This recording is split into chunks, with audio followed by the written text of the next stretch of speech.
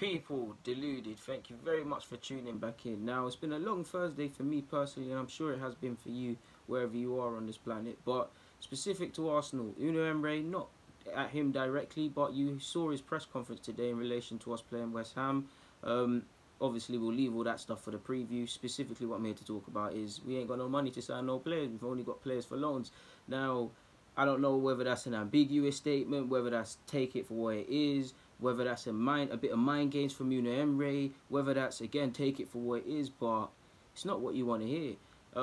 It could be several things. First and foremost, Una Emre has to work an impossible job. We'll get on to that, but he knew what he was kind of stepping into. But at the same time, he's got next to nothing. Now, spare a thought from him purely from footballing matters.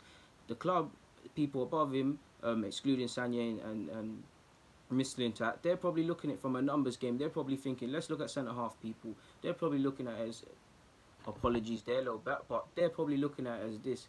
Koscielny's back fully fit. Mavropanos is fit now. Mustafi's there. Monreal's there. I'm missing someone else, Socrates, and I'm sure I'm missing out the next guy. But there's 5-6 names, so we don't need to sign a centre half unless it's on loan. The fact that we can't sign anyone is ridiculous. Now, if that's the club saying what he can't do, and Unai Emery's having a bit of a revolt, saying directly in the press conference that we can only sign players on loan, that might be a bit of mind games from him. It could also be an instruction from people above him, because if you look at the Denis Suarez deal, again, we don't actually know. We know Arsenal's a £1 billion club and all of this charade, but money for transfers is another thing. But we don't actually know it to be true what this is said. But if you look at the Denis Suarez thing, allegedly we're at loggerheads a bit over whether to take him on loan or to get him permanently. So maybe that could be a bit of mind games. Or what I genuinely believe it is straight up, people. It's just peak. It's like we ain't got no cash. That's what it is, man. I feel sorry for Unai Emery. Again, I say this in all my vids, but he knew the role he was stepping into. So I have 50% let's be fair.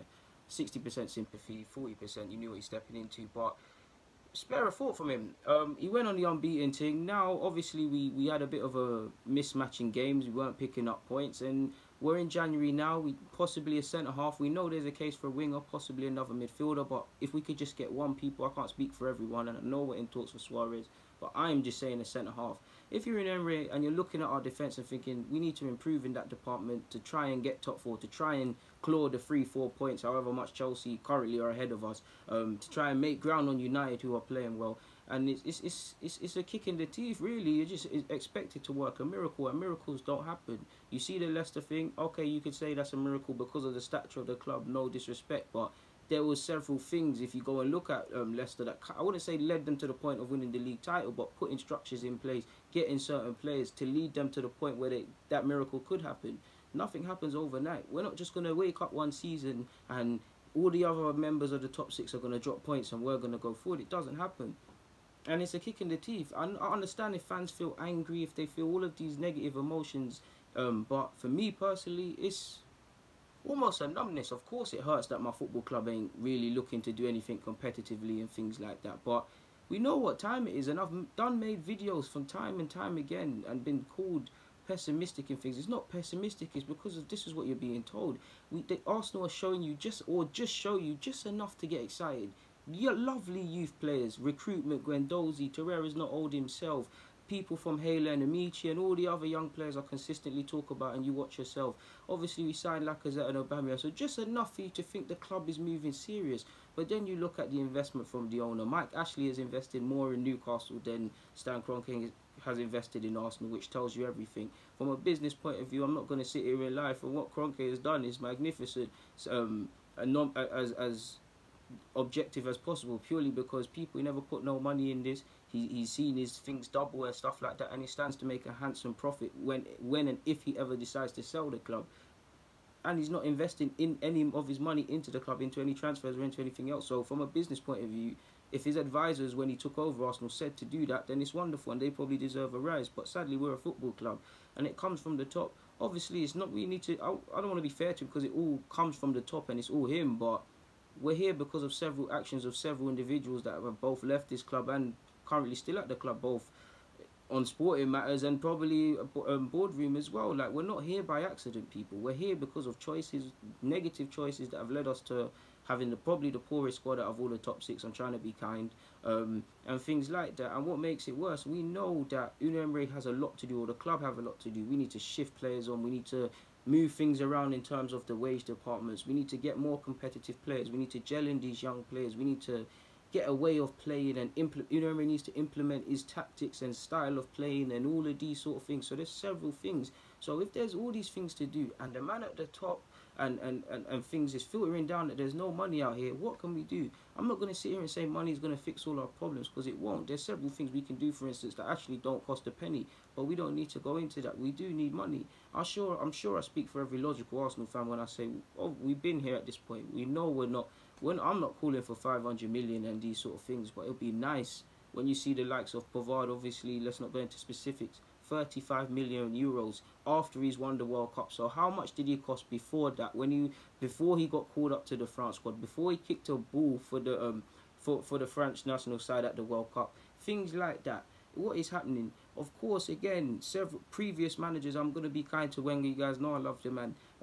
Obviously, he did a lot wrong, but we've seen already. We saw the actions of several people, and for me, anyways, people, you might see emotion from how I'm speaking, but I wouldn't say I feel anything, because we've been knowing that this has been said. We've been seen and shown time and time again that the man at the top and people, and obviously it's his message that filters down, are not making decisions to make us in a more competitive front. We're trying to do a miracle thing, and it's not going to work. We're trying to cut corners. No disrespect to Socrates and Lichtsteiner, Socrates in particular, because I think he's been alright, but cost penny signings. We needed a centre half. We thought we can get one on the cheap. Things like this. We're taking shortcuts, and it's going to cost us. We're trying to develop these young players, and again, we find ourselves, when we thought that we was going to get out of this whole cycle business, that what year was it? Probably 2012. The 2012-13, whenever Ozil signed, and it was 40 million or whatever he signed for, and just before that they were signing Alexis, we thought, okay, we're finally out of it. It's what was said then. It's going to be a 2-3 year thing, and we're going to be competitive. You see us finish second. I'm sure we finished third. Forgive me if I'm wrong. And then we have to essentially start again. It's ridiculous. We can sit here and say it's going to take time, because it is, to rebuild this side. It's probably going to take 3-4 years. And can you really see that happening because of the man at the top? It's not there. We don't have any cash. Like, we are the weakest out of the top six. We've had a little bit of a blip. We can really have a better push if just probably 2 signings, one specifically the centre half, come into this club. But it's not there. It's really not there. It's like we can't have. I'm not really that upset, because you can't afford to be optimistic as an Arsenal fan. I'm more optimistic for the young players and seeing Amici and Nelson and Saka come through the academy than I am trying to win these trophies, because they're not trying to do that. Liverpool, you've seen the money they're spending, and away from the money, what Klopp is implementing or being allowed to try and implement, it's not going to be there through Emery. He's going to have to work a miracle. So you can't be looking proud as a Liverpool fan. You can't be like a City fan. You can't even be like a Spurs fan. Obviously, Spurs have their own stuff, their stadiums looming and question marks over several players and things like that. But at least they're in a position where it's not anything to do with the players. It's not really anything to do with the manager. It's not the fans. It all comes from, again, the top. Does Levy, for instance, want to spend that extra money and sign a couple players to really help them push? That's another case, and that's something for Spurs fans to answer. But you get the point. Like, it's an impossible task. Like, we're betting on Unai Emery to come here, manage a bunch of duds, get rid of a couple players that are not past it, probably get some players that are written off and shouldn't be at the club to play to a good standard and challenge for the league. When it's not going to happen, this is not a fairy tale. Do I think Unai Emery is doing a good job? I do as well. But for what it's worth, there's several question marks over him. But I sympathise for the man, because, like, what are you to do? Like, what really are you to do? Like, what really are you to do? Like, to come out and say, or been, like, maybe he was even instructed to say that, to come out and really you can only sign players on loan is a kick in the kick of the teeth for the Arsenal fans. But this is what it is. Like, 5th and 6th is probably where we're fighting. Again, people, don't get me wrong, I don't want to be no know-it-all. I hope to God I'm wrong. I hope Arsenal finish in the top 4. Why wouldn't I? Top 4 and beyond, because it's still mathematically possible to a degree. But it's an impossible job. It's an impossible job. We're betting on him to get these young players competing, which I hope happens, but we're betting on a lot. And it's not going to happen when we're going against the beast of several sides making themselves more competitive. It makes you wonder. Of course, I'm not going to sit here and say Everton are going to overtake us in these things, but look at how their owners are moving. You see, whatever his name is, he didn't criticise Marco Silva, but he come out and said, I spent this money, what's kind of happening sort of thing, but we're standing by you. Imagine Arsenal kind of had that. Like, imagine you had. It's sad because you look at many money lists were fifth and sixth of numerous things for world richest club and revenue and all of these sort of things. We're top consistently. Look at the top I'm wearing. Like Lee said on a video that ain't even come out about Kroenke when I was on Arsenal Fan TV. This is Puma's coming out in a few. We're getting rid of this Puma stuff in a few months. People are still flocking to the Emirates. There's nothing they can do because you love the club. Flocking to the Emirates and still buying it. The point is, they're still gonna make cash. Like, that's all Kroenke cares about. He can come every now and again and sit down and get his son to come and they can make Daily Mail reports and he can make nice statements, but it comes from the top. They're hiding behind the strong principles that once stood at this club of winning through harmony and all of these things. They give you just enough for you to believe. They definitely make people pay through the pocket, and I feel sorry for fans because you can be like me and choose not to go, but I'm not really. I still go here and there, but it's not worth it really. But I'm not a season ticket holder. If you're a season ticket holder and you're in a they do if you don't, you kind of pulled between two positions really, because if you get rid of it because they're stressing you and that's actually the right thing to do, cool. But you're going to be 10, 20 years on the waiting list again. And it's sad because they're preying on me and you and all other fans' love for the game. It's like, how can Mike Ashley invest more in Newcastle than you? Then that says it all. Like, it's here to stay. Like, this is going to be a family asset. Like, this is something he can use as collateral. This is an asset that could probably be filtered down and passed along for generations. Like, we're essentially crippled. Like, we're at the mercy of the Kroenke family. That's essentially where it is. Like, to everyone that saw, again, I'm not a finance man and all of these sort of things, but to everyone who assisted in getting us to this point, you've got to look yourselves in the mirror, because I feel sorry for fans. There's nothing you can do. We just have to hope on a miracle. And again, miracles don't happen. So just what I try to do anyways, people, is take it game to game. Whatever happens, happens. Expect the worst, pray for the best sort of approach. And just get behind the manager, man, really and truly, because, again, away from all of this, the manager still, he's a football manager. You need to critique and praise him fairly, but I feel so sorry for the man, really and truly, because what was said in the summer, like, obviously, I still think, Emery, to a degree, people, they must have sat there and told him, listen, there's going to be really no money to spend. You don't understand, there's going to be no money.